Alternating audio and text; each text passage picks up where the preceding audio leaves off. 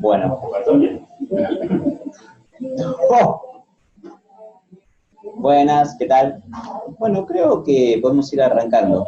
Bueno, hola. Bienvenidos a todos. En serio, me pone muy contento que estén todos acá. Quiero agradecerles al equipo que estuvo también trabajando para organizar la actividad y para comunicar y todo. Son Agus y Gaby Radosta, que está saliendo de dar clase. ¿Ya salió de dar la clase Gaby Radosta? Están por ahí. Hay otro miembro del equipo que se llama Diego, pero él está justo de viaje, así que nos acompañó con su corazón mientras viaja por Europa y nosotros acá, así que también, bueno, le agradecemos por su presencia en Europa.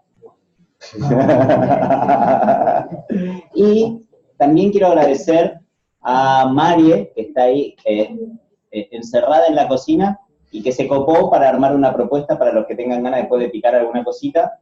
Es con ella preparó una sopa, unas brusquetas, va a estar rico, eso algunos de ustedes ya lo encargaron, el que no, después más adelante puede ahí pedirle, es muy rico, una propuesta condimentada, está rico. La idea es así, voy a contar un poquito sobre el asunto, más o menos la idea es unos 45 minutos, en total va a durar 1 hora, y después voy a abrir a preguntas. Para los que tengan dudas, comentarios, inquietudes, anécdotas personales, ahí vamos a poder hacer y después tal vez terminamos, el que quiere se va y el que quiere se queda y charlamos, yo tranquilo. Bueno, yo me llamo Dani, estamos en una escuela del método de Rose. Método de Rose.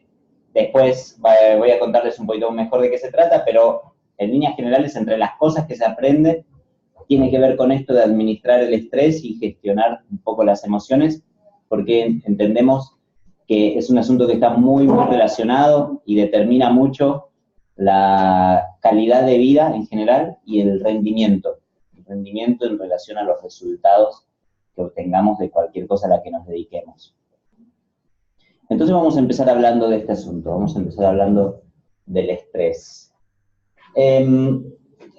Les decía recién, yo pensé que era un tema que no iba a tener tanta popularidad, porque pensé, bueno, ya se habló un montón de este asunto, pero se ve que es un tema que tiene vigencia y en el que estamos todos inmersos. De hecho, yo me estresé mucho armando esta charla, pensé, che, dale, no sé, fíjate cómo vamos a hacer, se supone que, bueno, nada.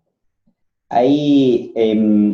el tema del estrés, el estrés originalmente es un término que se le aplicó a los materiales y se refiere a la respuesta de un material ante una situación, ante una tensión, ante una presión, traducido al mundo humano ante una amenaza en general. Cada vez que nosotros enfrentamos una presión o una tensión o una amenaza, nuestro cuerpo responde como cualquier otro material, nosotros también somos materiales de alguna forma, con una serie de respuestas que tienen que ver con lo fisiológico, pero también con lo emocional y lo mental. Por eso se lo llama de algo psicofísico, a la respuesta ante el estímulo externo.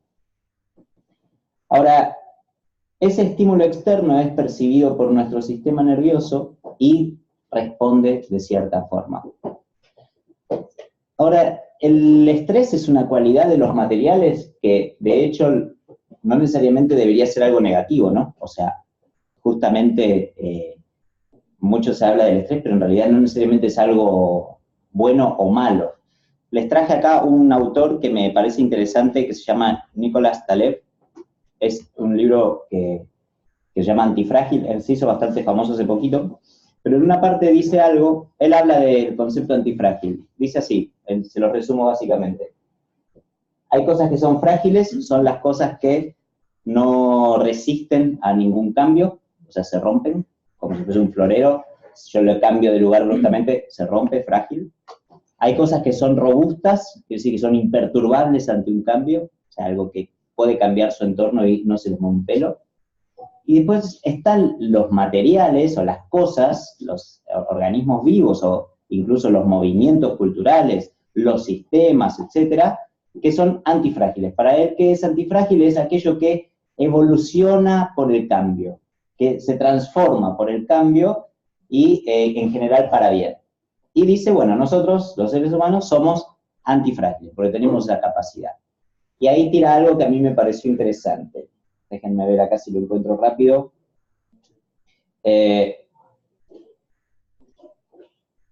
Lo que innova es el exceso de energía que se libera al sobre-reaccionar a un contratiempo.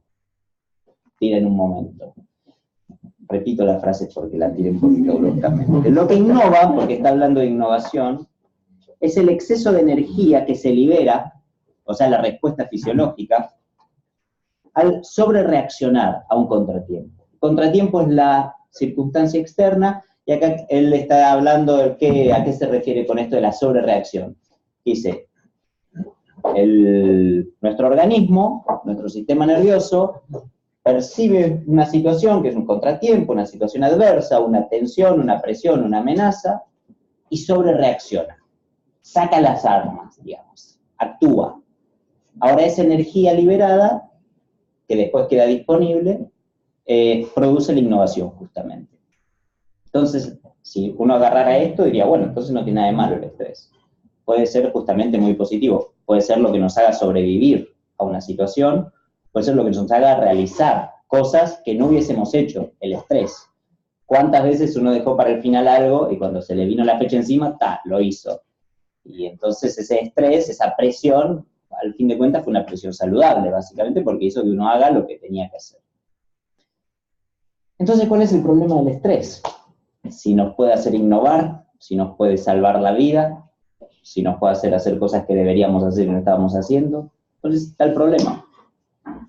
El problema con el estrés no es el estrés, sino el tiempo que dura la respuesta. Porque el estrés originalmente como mecanismo fisiológico está muy atado al instinto de supervivencia. Y cuando uno recibe un estímulo que pone en juego su supervivencia, hay una respuesta inmediata y en general sobre-reaccionada. Y ahí con eso uno resuelve esa situación. Esto ya lo deben haber escuchado, pero es la típica respuesta primaria de huir o atacar. Básicamente uno huye o ataca los asuntos que se le presentan. Ahora, si ese asunto es un asunto puntual, concreto, claramente amenazante, mi sistema nervioso va a producirte una serie de reacciones que ahora las vamos a describir un poquito mejor, y yo todo eso lo voy a procesar en la reacción. Por un ejemplo, si se me tira un tigre salvaje encima, bueno, toda una serie de reacciones, yo algo voy a hacer, o sea, o lo voy a tratar de matar o voy a seguir corriendo, va a terminar la situación y ya está, se procesó todo eso. Ahora, la situación en la que nosotros vivimos habitualmente, todos nosotros, es percibiendo amenazas, pero ninguna de esas amenazas, casi ninguna, es realmente de vida o muerte.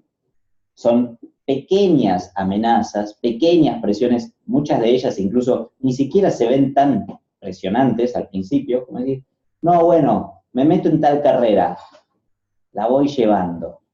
O sea, ni siquiera hay una amenaza real, pero sobre la marcha es una dosis pequeña de amenaza, solo que sostenida en el tiempo, por años a veces. Y esa respuesta que tiene nuestro sistema nervioso, nuestro organismo, nosotros como seres humanos, que estaría diseñada para responder a un estímulo muy concreto y de forma muy rápida, de pronto es engañosamente moderada y prolongada ad eternum en el tiempo. Y ahí empiezan las consecuencias negativas y de eso es de lo que queremos zafar en realidad. Y ahora vamos a ver un poquito. ¿Cuáles son estas respuestas? Acá Gaby Radosta también es médica, anda por ahí, así que le voy a pedir que si hace falta me ayude un poquitito y me corrija si hace falta también, porque, bueno, el sistema nervioso tiene algunas funciones, o sea, el sistema nervioso, esto, perdonen si para algunos es obvio, pero lo tiro como panorama para entender cómo funciona el mecanismo del estrés a nivel fisiológico. Nuestro sistema nervioso tiene una parte central, que es la que comanda un poco los asuntos, que viene desde el cerebro, va para la médula espinal y de ahí manda hacia la periferia. Pero tiene un flujo de información de ida y vuelta. O sea, hay informaciones que se procesan desde el centro y van a la periferia, y hay informaciones que capta de la periferia y las manda hacia el centro. Y ahí va, ida y vuelta. Hay una parte del sistema nervioso que maneja funciones que son voluntarias, se llama el sistema nervioso somático. Por ejemplo, si yo quiero levantar un brazo, lo levanto, y si lo quiero bajar, lo bajo. Eso está hecho a propósito, digamos. Y hay otra parte del sistema nervioso que se ocupa de administrar funciones que son autónomas o automáticas. Por ejemplo, yo no me estoy ocupando de que mi corazón lata en este momento. Por suerte, no me tengo que ocupar yo, porque imagínense si una persona no consigue atárselo, hacer muchas cosas a la vez, y encima tuviese que encargarse de que su corazón esté latiendo todo el tiempo, probablemente estaría muerto muy rápido. Entonces, por suerte, en nuestro sistema nervioso hay toda una serie de funciones que se ocupa automáticamente. Ahora, dentro de ese área de lo automático, de lo autónomo se llama, hay dos como si fuesen líneas que están en constante equilibrio entre sí. O sea, cuando una se activa, inhibe a la otra, cuando la otra se activa, inhibe a la otra. Y el sistema nervioso central está todo el tiempo tratando de mantener un balance entre esas dos, porque se ocupan de todas las funciones automáticas.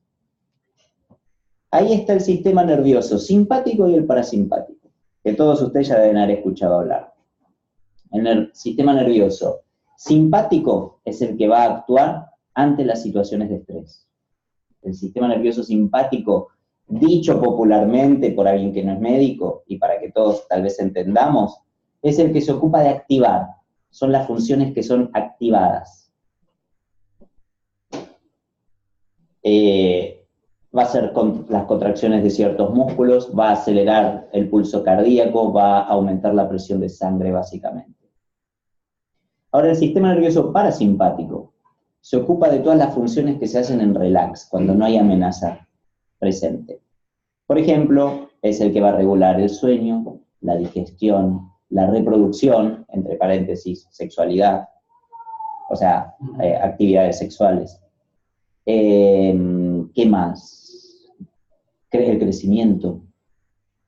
Entonces, cuando yo percibo una amenaza, el sistema nervioso simpático se activa y me hace acelerar el corazón, aumenta la circulación sanguínea, me hace contraer ciertos músculos. ¿Cuáles son los músculos típicos que uno contrae si uno se encuentra ante una amenaza?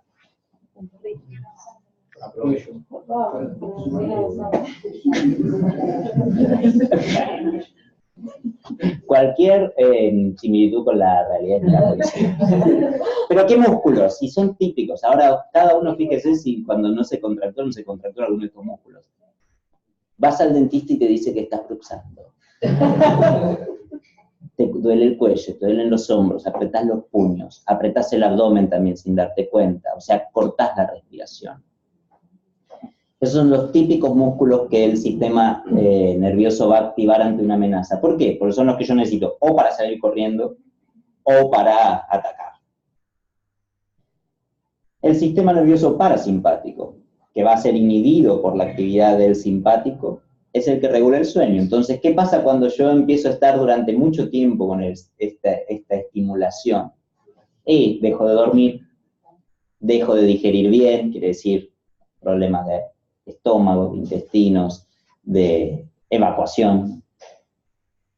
La actividad sexual puede sufrir algunas debilidades al respecto, falta de motivación en ese sentido, por ejemplo. Crecimiento, tal vez a mí, yo estaba muy interesado de chiquito. A mí me dijeron que hasta los 25 podía pegar el estirón. Y el sistema inmunológico también decae, porque, ¿qué pasa? El cuerpo humano administra la energía que dispone según las necesidades que percibe. Entonces, si mi sistema nervioso va a percibir amenaza y va a canalizar los recursos que dispone a resolver esa amenaza, y todo lo que no es estrictamente urgente lo va a relegar, por lo menos hasta que la amenaza pare. Siempre, y por cómo está diseñado nuestra maquinaria, y también por nuestro pasado de vivir en los árboles, cuando éramos más parecidos a monos que a humanos, en los que estábamos realmente, o sea, entre el follaje nos movíamos mejor, cuando bajamos a la Tierra, realmente fuimos animales muy expuestos en términos de depredadores. Tuvimos que desarrollar, a través de nuestro intelecto, recursos, porque no tenemos garras, no tenemos dientes afilados, no corremos rápido. O sea, cualquier ratoncito corre más rápido que nosotros, cualquier perro nos araña y nos lastima, o sea, cualquier bicho puede hacernos daño, y nosotros estamos muy incapacitados para matar a otros animales.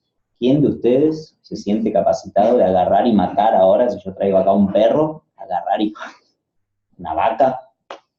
No, ni sabemos, no podemos ni nos animamos, nos da cosa.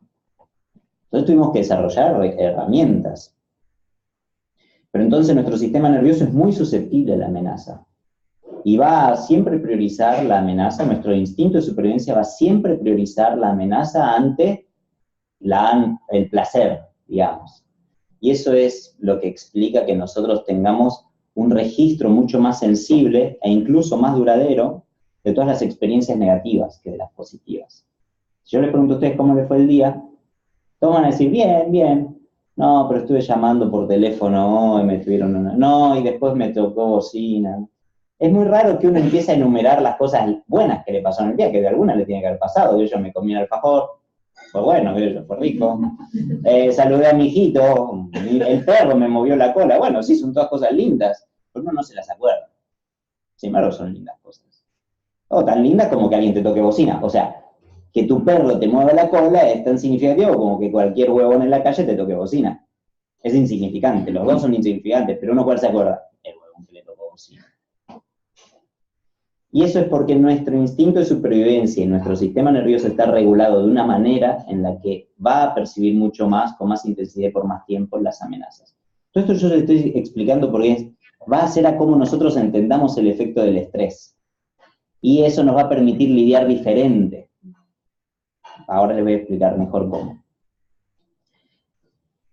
Otro ejemplo para entender cómo funciona esto. Si yo tengo acá una serpiente venenosa y un cuarto kilo de helado de pérsico, puta, es una antigüedad, pérsico, de Rapa Nui, de Luciano, de Fidelio. Ah, ¿cuántos años tenés? Yo comí helado en Fidelio. ¿Quién más?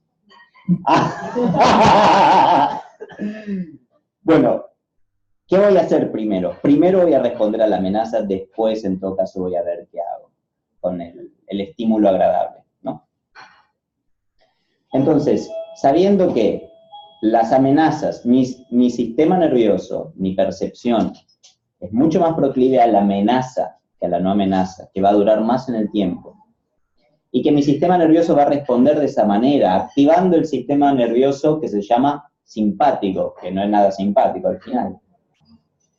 Cuando yo esta situación la sostengo en el tiempo, empiezo a tener estos deterioros en mi estructura física y empiezo a sentirme mal, porque la energía que esto genera produce un desgaste que yo no le estoy usando para nada concretamente. Si yo tuviese una situación real de amenaza y tuviese que responder realmente a la amenaza, yo consumiría y usaría todo eso, pero en general a nosotros las cosas que nos estresan no nos demandan una reacción así. Son mails, son... Bueno, casi siempre va a tener que ver con las relaciones humanas, si se fijan. Con las relaciones o de nuestras familias, o de nuestros trabajos, o nuestros socios, o nuestros jefes, o nuestros empleados, o nuestros colegas. La gran mayoría del tiempo nosotros nos la pasamos interactuando y la gran mayoría de los motivos de estrés tienen que ver con cosas que están relacionadas a los vínculos humanos. Por eso el tema de los vínculos humanos es importante para trabajar, que hoy no lo vamos a hablar tanto, pero va a ser tema de otra charla. Pero está bueno tener en cuenta, fíjense, la mayoría de las cosas que estresan tienen que ver con vínculos humanos. Y entonces, ¿cómo vamos a hacer? Ahora que entendimos un poquito esto, ¿qué es lo que tiene de malo el estrés? ¿No? ¿Quedó claro? Si hay dudas, bueno, mejor guárdensela para el final, pero si surge alguna cosa que no desvíe mucho del asunto, pueden tirarlo también. Ahora, bueno, una persona sostiene el estrés a lo largo del tiempo, o sea, digamos, ese efecto fisiológico que no tendría nada de malo, pero en realidad empieza a generar un desgaste. Y, bueno, empieza a uno a estar sin energía, porque empieza a estar consumiendo esa energía en estas cosas. ¿Cómo hago yo para salirme del circuito de este desgaste? A partir de ahora, cada vez que hablemos de estrés, hablemos de este aspecto negativo, ¿sí? 3 variables tenemos en una situación así. Una es la circunstancia que nos genera estrés.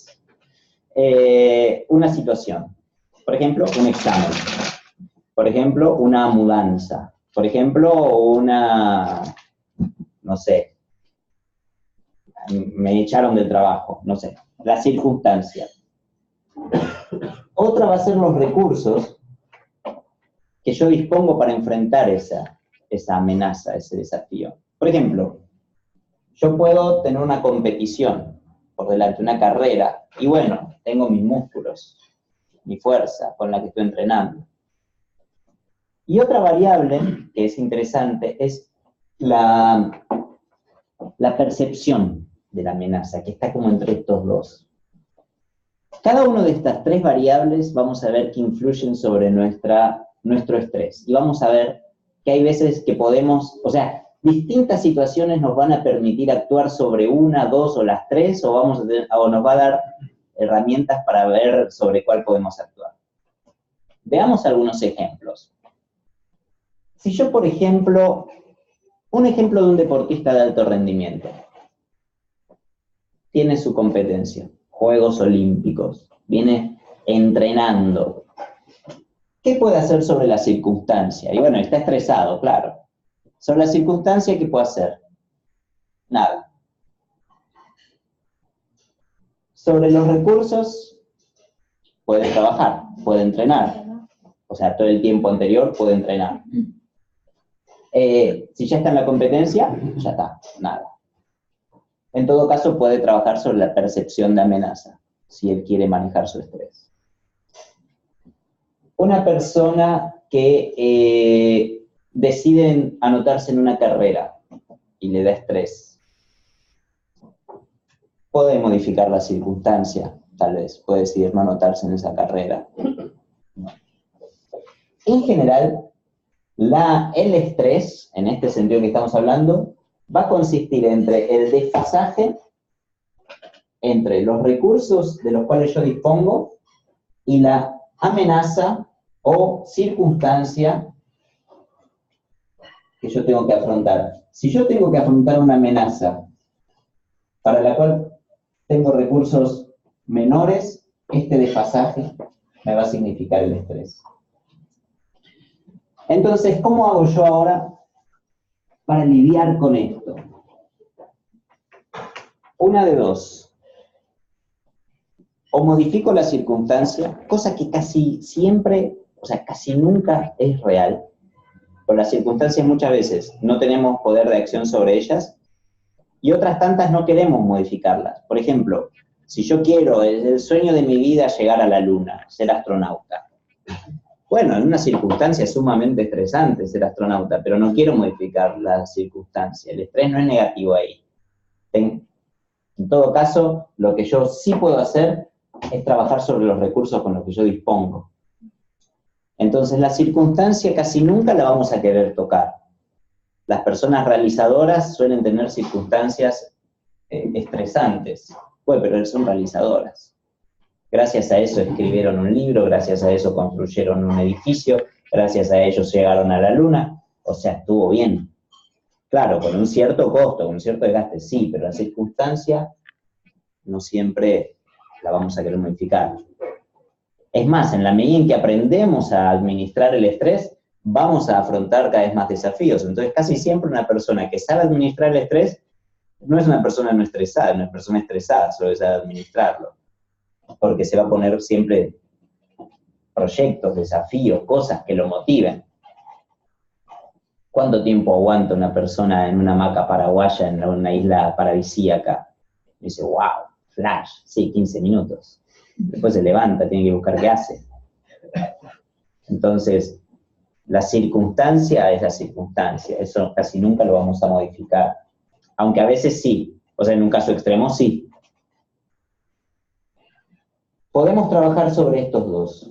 Para reducir el desfasaje, si ese desfasaje hasta un cierto punto me hace construir, a partir de un otro cierto punto me empieza a ser doloroso, entonces es cuestión de encontrar ese punto justo. Podemos trabajar sobre los recursos disponibles, por ejemplo, y eso vamos a trabajar un poquito nosotros también. Yo si necesito más energía para afrontar un desafío, puedo hacer cosas que me den más energía. Y en vez de tratar de modificar la circunstancia, elevar el nivel de vitalidad disponible. O puedo trabajar sobre la percepción de la amenaza, que también va a jugar como bisagra en esto. Ahora, sobre los recursos disponibles, estamos hablando de recursos biológicos, en general cuando hablamos del estrés biológico. Pero piensen que estas situaciones pueden aplicarse a todo, a cualquier tipo de recurso. Por ejemplo, el tiempo. Por ejemplo, a la plata. Yo quiero comprarme no sé qué cosa. No sé, quiero decir algo ridículo, pero no sé. Un termo inteligente. Me cuesta mucho para los recursos que yo tengo. Bueno, si yo tuviese más recursos no me estresaría. Me lo compro. Pero entienden el desfasaje entre recurso y circunstancia. Para entender qué es la percepción de la amenaza, imagínense este ejemplo. Imagínense que ustedes están desnudos y desnudas y los apunta una persona con un arma de fuego cargada. Eso da estrés, eso es una amenaza y uno está con un nivel de recurso para afrontar esa amenaza muy bajo. Pero imagínense si ustedes estuviesen desnudos también, pero adentro de un tanque blindado, un cañón apuntándole a esa persona. El recurso cambiaría, ya no sería una situación tan amenazante. Ahora, ¿qué tiene que ver la percepción de la amenaza? Que en la mayoría de las situaciones que nos estresan, que casi nunca son que estamos desnudos adelante apuntando una pistola, por suerte, no sé, no hablo por mí, por lo menos. La amenaza casi nunca es tal.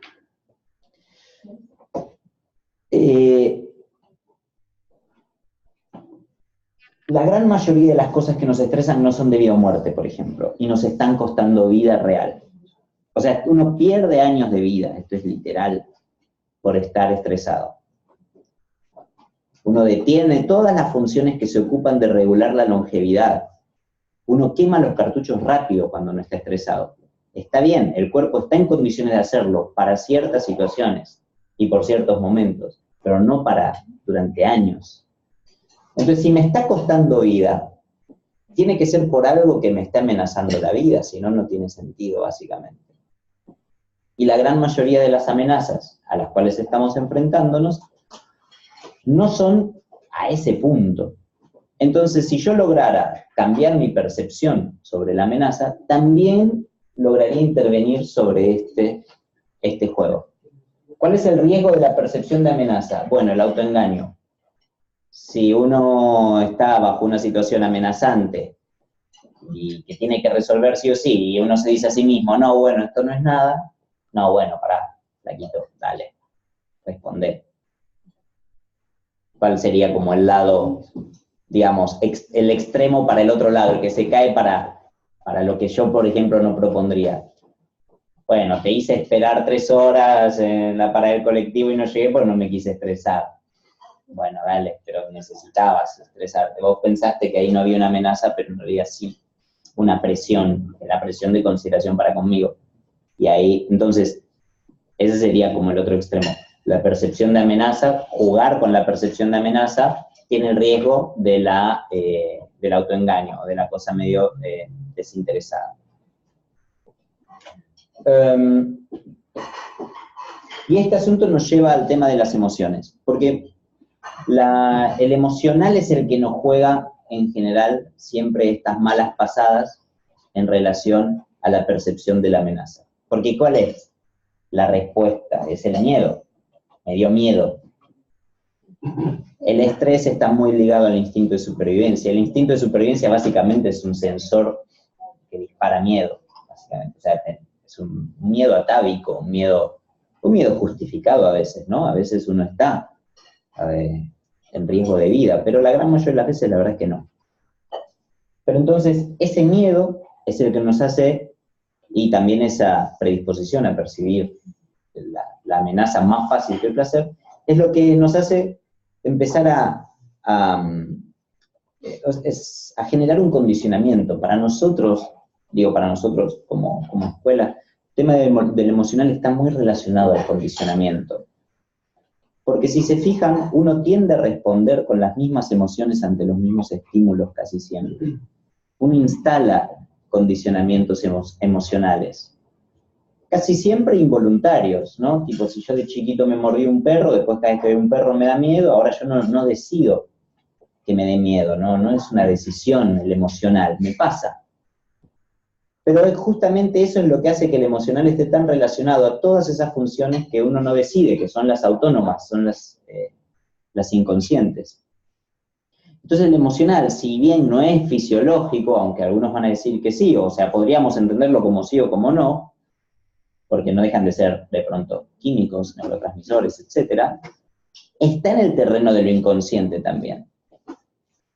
Por eso también nos es tan difícil lidiar con el emocional. Por ejemplo, si a mí algo me da miedo, es muy difícil que yo pueda hacer de un momento para otro que me deje de dar miedo.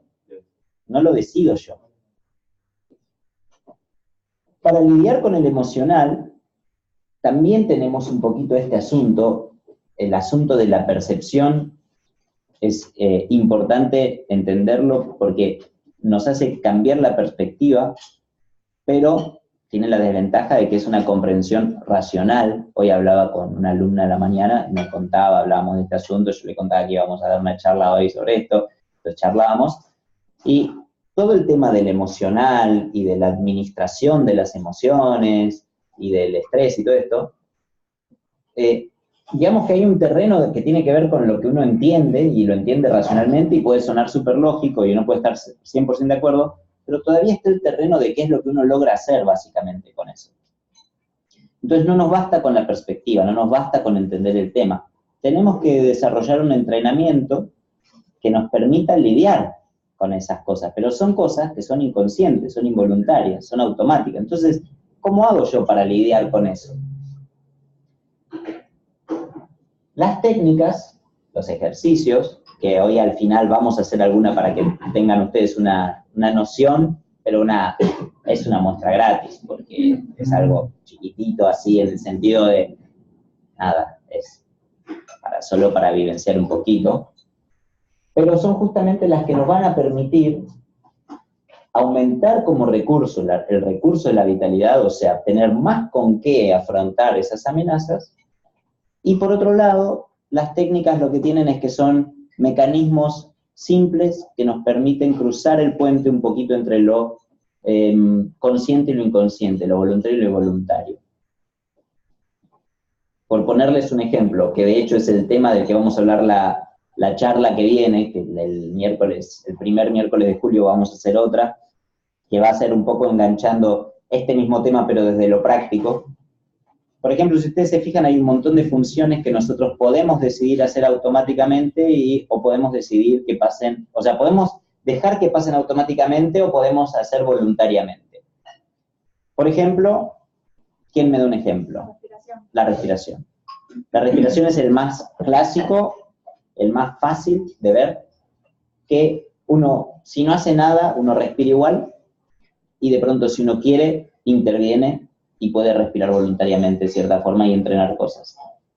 Ese mecanismo, entrenándolo, nos va enseñando a intervenir voluntariamente en cosas que son involuntarias, ya sean fisiológicas, ya sean emocionales, ya sean condicionamientos. ¿Quién me da otro ejemplo? Parpadear. ¿Quién dijo? Mati, sí. Parpadear es otra. Parpadear uno parpadea automáticamente, pero ese jueguito de la primaria, en algunos casos, de la secundaria también, facultad, etcétera. Uno puede proponerse no parpadear. Si se entrena, se logra. Pero entonces también ahí tenemos otro. Pero hay otros que son más difíciles. Por ejemplo, la digestión es un conjunto de movimientos musculares. En un principio uno no tiene decisión, pero tal vez hay técnicas que pueden contribuir. El latido del corazón también es otra función. En fin, hay varias. Las tensiones musculares en realidad también están en los dos terrenos, porque hay muchas tensiones que uno hace sin querer y que con un poquito de entrenamiento uno empieza a tener conciencia y puede regular. Todo ese entrenamiento técnico, práctico, es el que hace que uno aprenda a lidiar de forma voluntaria sobre las cosas que son involuntarias. Y en ese terreno también entran las emociones. Ahora, como la idea nuestra no es reprimir las emociones, sino aprender a canalizarlas, tenemos que aprender a lidiar con las emociones sin reprimirlas. Lo más fácil es reprimirlas. Quiero decir, lo más fácil es decir no hay dolor. Lo más fácil es decir no tengo miedo. A corto plazo. A largo plazo es muy problemático. Es la famosa saltada de la chaveta que todos hemos sido testigos en carne propia o en carne ajena. Pero cuando algo me molesta y yo digo esto no me jode, me molesta y yo digo no me jode, me molesta y no digo no me jode, a la tercera vez mi sistema nervioso dice ok, y salta por algún lado. Una de dos, o dice pa y salta por algún lado, o otra, que es peor, desiste, quiebra, que es también algo que pasa cuando uno se entrena en reprimir algo. En realidad los sistemas que son represores buscan suprimir. Por ejemplo, imagínense un monasterio en el que van a practicar el voto del celibato. Entonces, bueno, agarran la sexualidad, un instinto humano, una función humana, qué sé yo, y dicen, no, esto no va. Está prohibido, no se puede ni hacer, ni querer, ni pensar. No va, no va, no va, no va, no va. ¿Cuáles son los dos resultados más comunes? Bueno, la saltada de chaveta en sus distintos formatos, o la aniquilación, la sumisión al respecto de esa función. Ni una ni otra nos parece interesante. Nosotros lo que preferimos es cultivar esa energía, porque la consideramos una energía, me refiero a lo emocional. Las emociones son energía. Imagínense, para entender cómo el emocional es energía, el entusiasmo, por ejemplo. Si algo me entusiasma, le pongo mucha energía y sale. Y si no estoy emocionalmente enganchado con el asunto, y es muy probable que vaya para abajo. Entonces el emocional es una energía muy positiva. El problema es poder llevarla para donde nosotros queremos. Y no siempre el emocional y lo que queremos están alineados. Entonces el desafío es cultivar esa energía, aprender a canalizarla y alinearla con lo que nosotros queremos. Esa sería la ecuación. Y para eso está la práctica, las técnicas, el entrenamiento, es el que nos va a ir abriendo un poquito las puertas para meternos en los terrenos que son en general de lo involuntario, y aprender a modificar nuestra perspectiva sobre el entorno.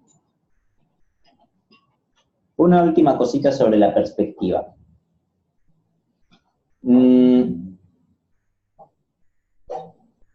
Muchas veces hay cosas que nos generan estrés y es específicamente por una cuestión de percepción. ¿Cuántas veces te pasó que una situación que les resultó conflictiva resulta que estaban absolutamente equivocados en lo que estaban percibiendo? Uno siempre tiende a pensar que el otro está equivocado. Pero ¿cuántas veces en realidad estaba uno equivocado? ¿Cuántas veces uno se metió en conflictos sin considerar una circunstancia por no saberla? Y resultaba ser que de haber sabido esa circunstancia, no te hubieses metido en conflicto. Imagínate, vas en el auto, ahí te cruza uno andando en dos ruedas y vos, ¡qué está loco, qué está loco, qué está loco!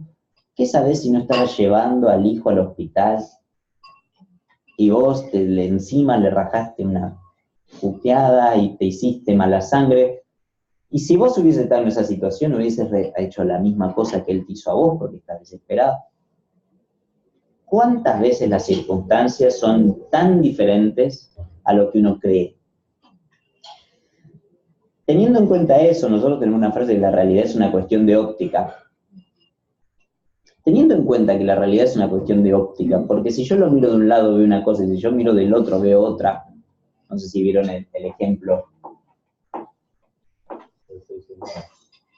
Esto parece un rectángulo, pero podría ser tranquilamente un cilindro visto de costado. O sea, una persona parada acá ve un círculo, una persona parada acá ve un rectángulo. Y esto pasa mucho en la vida real. Teniendo en cuenta que la realidad es una cuestión de óptica, muchas veces nosotros podemos parar en ese momento a reevaluar la situación de amenaza. Cosa de disponer diferente de los recursos que tenemos para afrontar esa situación. Entonces, a partir de ahora, ¿cuál va a ser la consigna? O aumento los recursos disponibles para afrontar, o verifico mi perspectiva. Ya sea aumentando los recursos, o modificando mi perspectiva, o revisando mi perspectiva, yo puedo administrar mejor el estrés. ¿Qué es lo que me va a permitir o no modificar mi perspectiva, mi emocional? Pero es una cosa que se retroalimenta para un lado, se retroalimenta para el otro. Sabiendo que mi emocional probablemente está siendo el resultado de un desgaste orgánico, sabiendo que mi emocional está muy atado al miedo, que está muy atado al instinto de supervivencia, que es el que va a disparar todas las señales del estrés, y que el instinto de supervivencia es miedoso por definición, entonces yo puedo modificar mi perspectiva también. Y entrenarme en esas cosas. Entonces ahora vamos a hacer un pequeño ejercicio para ver una manera técnica de levantar los recursos disponibles. ¿Se animan? Hacemos el ejercicio y abrimos a preguntas, a ver qué asunto quedó pendiente, qué asunto no abarqué. Vamos a ver la respiración. La respiración lo vamos a ver más la vez que viene, pero tiene mucho que ver con el oxígeno. El oxígeno es lo que hace que las neuronas funcionen. Cualquier cosa que queramos decidir, más vale estar oxigenados. Y vamos a usar la capacidad esta de intervenir voluntariamente sobre la respiración para ver cómo eso altera nuestro estado de conciencia rápidamente. Nosotros estamos permanentemente siendo bombardeados por estímulos externos y nuestra mente está en constante absorción de todos esos estímulos. Algunos los procesa conscientemente, otros ni siquiera. Pero la respiración también es una manera de un poco filtrar y cerrar un poco ese acceso de estímulos externos y permitir que uno pueda conectarse mejor con los estímulos internos y ver un poco mejor qué es lo que uno quisiera o lo que uno pensaría si no estuviese tan influenciado por los estímulos externos. ¿Se animan? ¿Hacemos una experiencia breve? Bueno, vamos a hacer la respiración. A ver, ¿cómo vienen? ¿Ya comieron? ¿No comieron?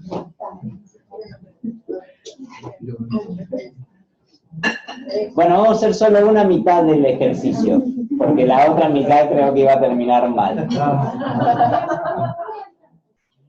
La próxima vamos a indagar más en la técnica, ¿sí? Pero es así, vamos a trabajar con la respiración. Columna derecha, estén sentados cómodos, o puede ser parados también, no pasa nada.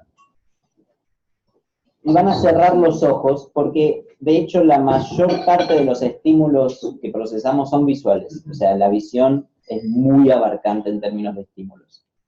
Entonces cierren los ojos, cosa de ya bloqueamos uno que es muy importante. Ahora, lo primero que van a hacer es sentir el cuerpo, percibir la posición, y ahí van a empezar a sentir un montón de sensaciones físicas, pero no es para que hagan nada al respecto, no importan. Solo pero observen cómo está la columna, cómo están los hombros, están los brazos. Fíjense si consiguen detectar alguna tensión muscular que no sea necesaria en este momento, que sea un reflejo que se instaló.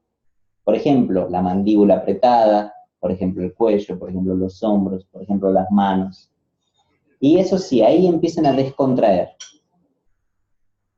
Ahora, lleven la atención, presten atención a cómo están respirando, pero sin que les importe tampoco cómo están respirando, solamente presten la atención. O sea, la respiración lo que sí vamos a hacerla por nariz, tanto inspirar como exhalar, pero fíjense si consiguen ver, sentir los movimientos que se hacen automáticamente, que se hacen solos para la respiración que están haciendo en este momento. Hay ciertos músculos que se están moviendo automáticamente, probablemente sea poquito, pero no se preocupen por cómo está haciendo esa respiración, pero obsérvenla. Y usen esa sensación, el aire, por ejemplo, pasando por las fosas nasales, para traer su atención a eso y dejar de lado un poco todas las otras cosas que ocupan nuestra cabeza en general, que tienen que ver casi siempre con cosas del pasado o con cosas del futuro, pero no con lo que está pasando en este momento. Entonces vamos a entrenar a nuestra cabeza a concentrarse en lo que nosotros queramos, especialmente en lo que estamos haciendo en el momento, sin que importe tanto lo que ya pasó o lo que, quién sabe, va a pasar. Entonces ahora, observando su respiración, ahora sí vamos a intervenir. Hasta ahora fue respiración automática, involuntaria. En la próxima inspiración van a llevar el abdomen bien para afuera y hacer que entre mucho más aire a los pulmones. Y al exhalar van a hundir el abdomen y hacer que salga mucho más aire de los pulmones que lo habitual. Quiero que hagan respiraciones más profundas. Y sientan ahora el paso del aire por las fosas nasales, acompáñenlo mentalmente por las vías respiratorias, sientan cómo llega hasta los pulmones, ahí la sangre absorbe el oxígeno que acaban de incorporar, y cuando exhalan, el aire va saliendo de los pulmones, recorriendo las vías respiratorias y saliendo por las fosas nasales. Sientan, concéntrense en las fosas nasales, en el contacto del aire que pasa, cuando inspiran y cuando exhalan. Tómense un ratito para concentrarse solamente en eso y en nada más. Es normal que los pensamientos se vayan para cualquier otro lado, en cualquier momento, no importa. Déjenlos pasar, déjenlos transcurrir, no se enganchen con ninguno de esos pensamientos, pero obsérvenlos como desde afuera y detecten el momento en el que su cabeza se fue para otro lado. Y cuando detectan, tráiganla de vuelta a esa respiración. Una y otra vez, todas las veces que sea necesario. Observen sus pensamientos donde están y cada vez que se fueron para cualquier parte, vuelven a traerlos a su respiración, empezando a sentir y a vivenciar más la respiración. Empiezan a generarse sensaciones nuevas. Traten de descubrir esas sensaciones. Y el próximo paso es ahora asignar lo que se llama un ritmo a la respiración, que es totalmente antinatural a la forma de respirar instintiva. Vamos a contar un tiempo para inspirar y un tiempo para exhalar. Este pulso nos va a ayudar a contar el tiempo. Quiero que cuenten cuánto tiempo les demora inspirar, que sea lo más largo que puedan. Y que hagan coincidir el tiempo de la exhalación con la inspiración, cada uno según su capacidad respiratoria, no importa cuánto. Pero fíjense cuánto demoran en inspirar y cuánto demoran en exhalar, que dure exactamente el mismo tiempo.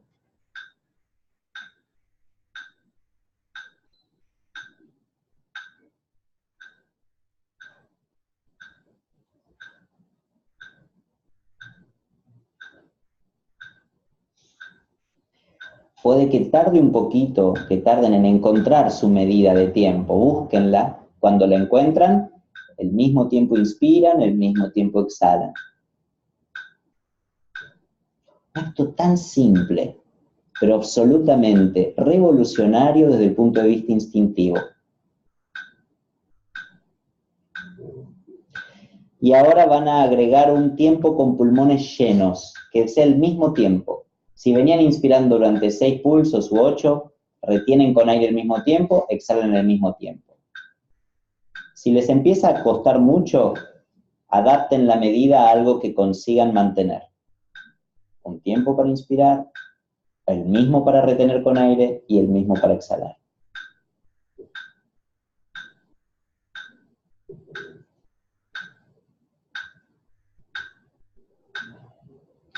Mantengan la atención en eso.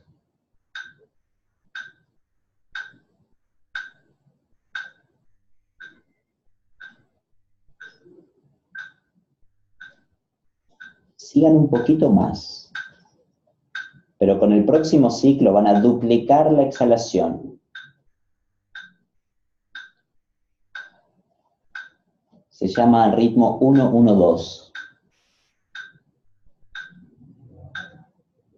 Concéntrense.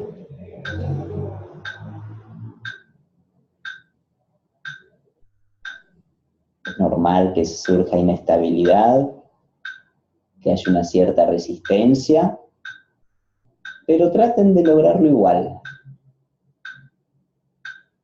Es el instinto y lo voluntario ahí negociando. Lo inconsciente y lo consciente.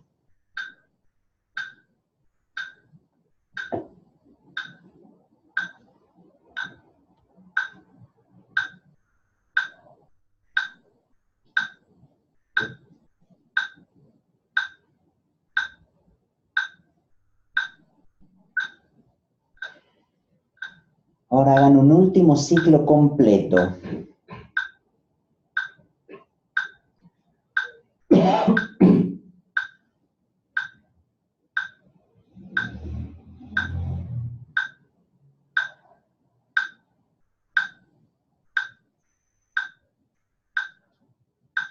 La próxima respiración ya sin contar ritmo, ya normal.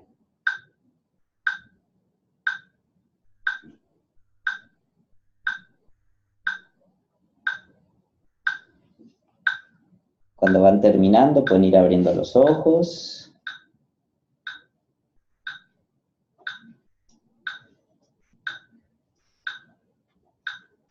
Bien. Obsérvense un poco. Observen la sensación y el estado en el que los haya dejado este ejercicio simple. ¿Actuó? ¿Sintieron? Invertimos recién 3 minutos, menos de 4 fueron. Lo interesante de esto para mí es que podamos distinguir el efecto que tiene un ejercicio así de simple en nuestra percepción, en nuestra sensación en general. Y que bueno, eso de alguna forma nos sirva como motivación para entrenar, porque tenemos que tener en cuenta esos dos aspectos. La perspectiva sobre el asunto, que es la que nos va a hacer tomar decisiones, y el entrenamiento, que es lo que nos va a dar el poder de acción para poder actuar en función de esas decisiones que hayamos tomado. Bien. Preguntas, comentarios, inquietudes, anécdotas personales, secretos inconfesables, gustos perversos.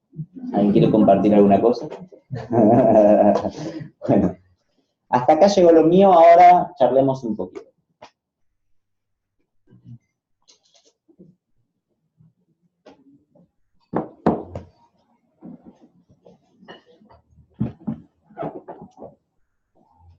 ¿Estaba rica la sopa?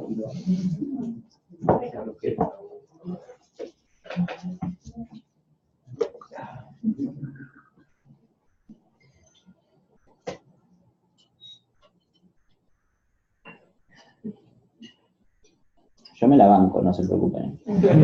Tipo, esperamos un poquito y sale algún tema. ¿Algún asunto que ustedes tenían la inquietud y que tal vez no mencioné? ¿Algo que ustedes esperaban escuchar y tal vez ni mencioné? Es interesante como la reacción suele ser siempre instintiva y muchas veces animal. O sea, te pasa algo que te inquieta, se te acelera la respiración, te pones nervioso, te tensionas y siempre los primeros 2 segundos de reacción son, en mi caso por ejemplo, como instintivos y de defensa. Y es como que, o sea, siempre trato de respirar y decir, bueno, para, ¿no? Y buscar una opción más al alcance, que tenga sentido con el contexto, ¿no? Total. Es como que hay que hacer esa medición de circunstancia, percepción, qué recursos tengo, y bueno, y ahí arranco. Hiciste acordar algo que quería comentar. 25 milisegundos. Eso es lo que se tarda en pensar. El otro día estaba leyendo un estudio, son estas cosas de la biología y del estudio del cerebro que está ahora muy en auge, y que bueno, tipo, yo personalmente sugiero tomar con pinzas, o sea, están investigando y hay muchas cosas que bueno, se van investigando, confirmando, desconfirmando, pero el dato por lo menos me pareció curioso. De hecho, quería comentarlo y se me había olvidado el tema. Escucharon hablar seguramente de las 3 funciones del cerebro, estos 3 cerebros que en realidad funcionan en uno integrado, que vendría a ser el reptiliano, límbico y, ¿cómo se llama? El neocórtex, exacto. O sea, el reptiliano es el más antiguo, es el que procesa los impulsos instintivos, el límbico es posterior, es el que procesa principalmente lo que tiene que ver con las emociones, y el más nuevito, unos 100.000 años, es el neocórtex, que es el que procesa las informaciones racionales, etc. Digamos que las decisiones voluntarias vendrían a ser tomadas con este último, que es más nuevo. También por eso, por más que queramos pensar lo contrario, la gran mayoría de nuestras decisiones se dice que vienen de impulsos emocionales. Entonces, lo que decía este estudio, que me pareció muy interesante, que habría que confirmar, pero aunque sea nos sirve como imagen, es que el primero en responder va a ser siempre el reptiliano. Por ejemplo, si yo toco algo caliente, yo saco la mano antes de pensar. O sea, eso fue el reptiliano respondiendo instintivamente. No decidí, che, me estoy quemando, voy a sacar la mano. Sí, la voy a sacar.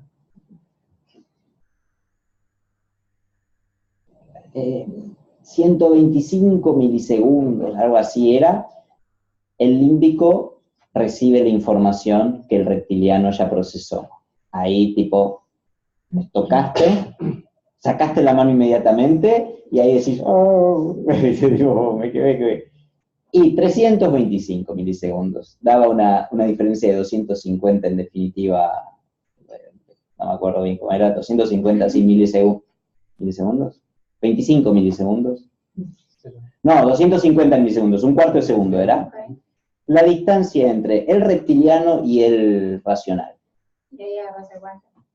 ¿Qué quiere decir? Que ahí tenés un cuarto de segundo que teóricamente, yo estoy seguro que eso se puede entrenar, pero incomprobado. Teóricamente, hay un cuarto de segundo que el reptiliano va a responder antes. Y todos los condicionamientos van a salir de ahí. O sea, ¿cuál sería la consigna? No respondas, o sea, deja pasar un cuarto de segundo y pensalo bien. Pero antes del cuarto de segundo no vas a conseguir pensarlo. O sea, ¿qué es lo que tenemos que entrenarnos? Básicamente en dejar pasar, en el mejor de los casos, un cuarto de segundo, es el famoso conta hasta 10, o sea, de contar hasta 10 y un cuarto de segundo hay un montón de casilleritos. Pero por lo menos un cuarto de segundo, cosa de que el voluntario puede intervenir. Y es interesante, porque nuestra respuesta impulsiva no viene del voluntario. No es voluntaria nuestra respuesta impulsiva. Tenemos que estar muy entrenados en el sentido de haber recondicionado nuestra respuesta para que salga automáticamente. Eso es lo que hace un deportista también de alto rendimiento. Hace un movimiento totalmente antinatural, tal punto que la mayoría se terminan lesionando en algún momento. Pero ¿hasta qué momento? Hasta que ya le sale automáticamente, ya no está decidiendo el movimiento, está incorporado al inconsciente. Nosotros con las respuestas emocionales, sin reprimirlas, pero podemos generar un condicionamiento distinto. Podemos atenuar el condicionamiento que no nos gusta y construir un condicionamiento que nos interese más, que nos lleve para donde queremos ir. ¿Cómo sería eso? Imagínense que yo fuera una persona muy violenta. ¿Y qué me pasa? Me agarro a piñas muy seguido. Ahora, bueno, algunas veces yo doy alguna piña, algunas veces me como yo alguna piña, obviamente. Algunas veces termino en el hospital, algunas veces termino preso, algunas veces... En términos de calidad de vida, en términos de rendimiento. Bueno, yo estaba yendo a visitar a mi familia a mi casa, y ahí pasó algo, me recalenté, me cagué a piña, y en vez de terminar en mi casa contento, viendo una peli con mi pareja, mi cosa de vida, terminé en el hospital. Eso en términos de rendimiento. O sea, mi objetivo, ¿cuál era? ¿Lo cumplí o no lo cumplí? No. O sea, rendimiento -10. No me refiero a un rendimiento de, ay, sos re eficaz, sos re eficiente. No, vos querías llegar a tu casa, no llegaste. Chao. Eso es ineficiente, eso. Ineficiente en términos personales. Entonces yo digo, no me sirve esto. No quiero más esto, porque yo quiero mejorar mi calidad de vida. Una de las cosas que tengo que hacer es dejar de responder así. Bueno, el proceso va a implicar que por un tiempo el impulso todavía me va a surgir y yo voy a tener que estar atento para, y patearlo para otro lado. O sea, tengo que arrancar desde la perspectiva diferente, decir, no, para yo lo que tengo que hacer es esto, esto y esto y esto. Durante un tiempo no me va a salir, pero es cuestión de agarrarlo y tratar de patear la pelota para el otro lado, hasta que vaya construyéndose otro circuito, otro condicionamiento. Y una sugerencia para los que quieran ponerse a explorar con eso. La energía emocional, la mostaza, por decirle de alguna forma, por ejemplo, si a mí algo me empieza a enojar, tipo Onda Increíble Hulk, que es como una avalancha. Imagínense la piedrita acá arriba, este es nuestro emocional. Sufre un estímulo externo. Por ejemplo, bueno, el jefe otra vez me pidió que me quede hasta las 10 de la noche haciendo no sé qué huevada. Ahí esta piedra empieza a balancearse. Es el emocional. Si esto empieza a caer barranca abajo, empieza a crecer, y yo quisiera tratar de pararla en este punto, cuando esto ya es una avalancha enorme, es imposible. Lo más probable es que esto me pase por encima, es una catástrofe. Una avalancha es una catástrofe. ¿Qué tengo que hacer yo si quiero reeducar mis emociones? Una vez que entendí la perspectiva, pero eso es el racional, todo bien, pero todavía no necesariamente las emociones van a coincidir, yo tengo que tratar de identificar, y para eso tengo que entrenar esto que hicimos con la respiración, que es de observar. O sea, tenemos que desarrollar esa atención. Cuando esta avalancha, en vez de una avalancha, fue apenas una piedrita tambaleándose. Cosa de que una piedrita tambaleándose, yo le puedo parar con un dedo. Ni siquiera necesito mucho esfuerzo y evitar una catástrofe. Este es el terreno donde nosotros podemos lidiar con las emociones sin reprimirlas. Este es el truco para lidiar con las emociones sin reprimir. Cuando la emoción, sea cual sea, enojo, miedo, celos, envidia, todas las emociones negativas, ¿no? Son una avalancha, ya es imposible. La crisis, cuando los platos ya están volando por el aire, ahí es muy difícil. Es decir, para. Concentrémonos en la respiración. No, si los platos ya están volando por el aire, ya está, es una catástrofe. ¿En qué momento podríamos haber actuado sobre nuestro emocional? Cuando era una piedrita tambaleándose. Y si ustedes se fijan, todos nosotros somos capaces de identificar el punto en el que la piedrita se empieza a tambalear. Ya sea en nosotros o en el otro. Todos sabemos qué palabra, si la decimos, guerra mundial. Che, otra vez llegaste tarde. ¡Chao! Sobre todo en la pareja, ¿no? En las relaciones afectivas pasa mucho, en los socios pasa mucho. Socios y parejas, dificilísimo. O sea que, charlando con De Rose, la verdad de esto, porque De Rose es el que fundó el método De Rose, en definitiva, y bueno, una persona, o sea, uno puede ir y conocer a De Rose y chao. Para él, el que consigue esto en el tránsito es un campeón. Yo, que no manejo, no lo considero así, no es eso lo que más me desafía, para mí, socios, el que lo maneja con socios es un campeón. Cada uno tiene su cancha y bueno, pero todos sabemos, podríamos identificar cuál es el gesto hecho que desencadenó el mecanismo de avalancha, cuando nos lo hicieron o cuando nosotros lo hicimos. A veces es muy sutil, a veces es una mueca, a veces es un silencio, a veces es una palabra. Teniendo en cuenta esto, imaginémonos ahora una situación, calculo que nos estamos pisando con temas de otros módulos, pero bueno. Imaginemos que yo tengo una situación en mi familia, en mi relación afectiva. Me molestó algo. Ahí yo empiezo a sentir la piedrita, ya se empieza a tambalear para un lado, para el otro. Si yo en ese momento paro la pelota, digo, 25 milisegundos. No, 250. Estoy perdido con las unidades, pero es un cuarto de segundo. Un cuarto de segundo, tipo, para un cuarto de segundo. No le digas nada, espera un cuarto de segundo.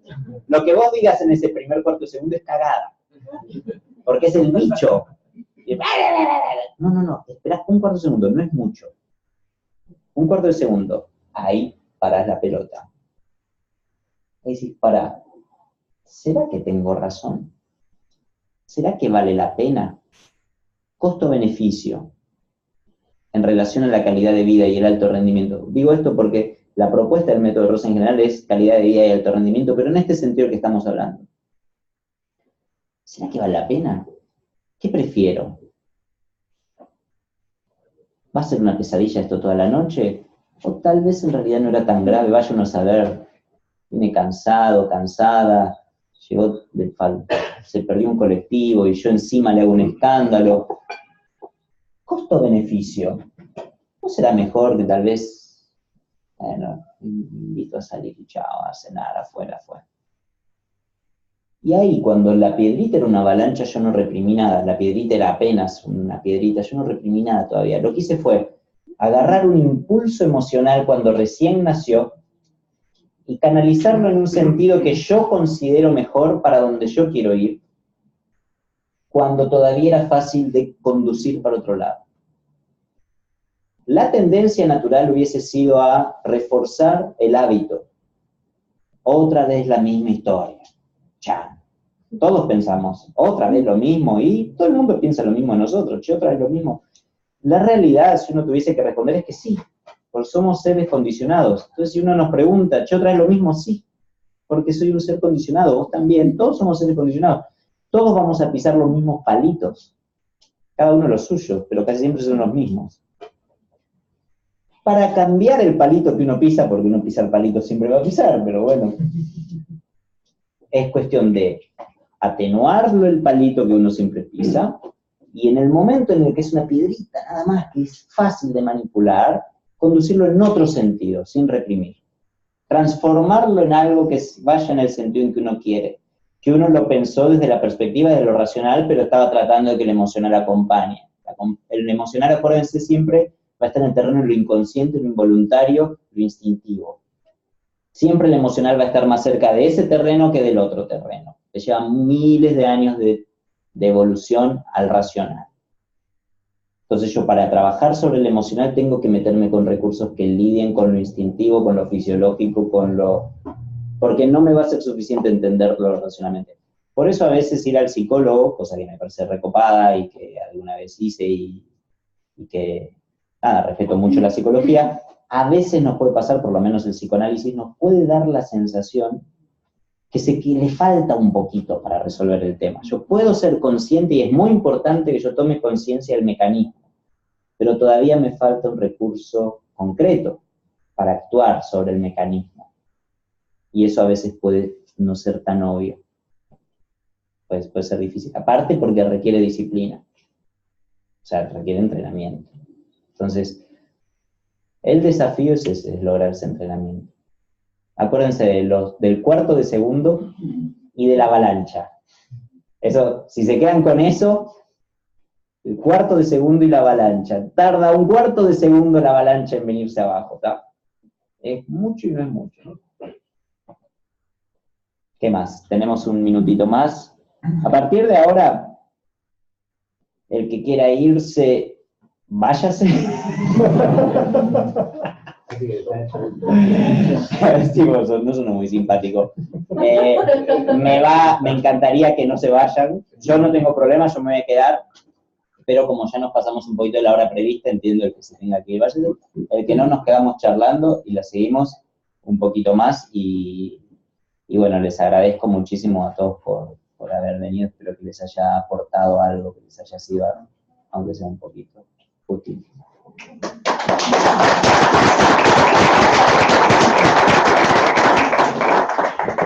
Déjenme sacarles una foto así como están un segundo nomás, que se los ve muy bien.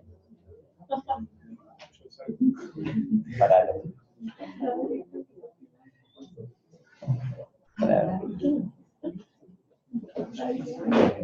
Bueno, si vos estás acá.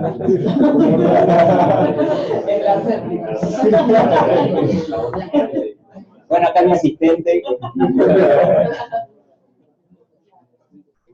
Bueno, vamos a cortar la transmisión y después.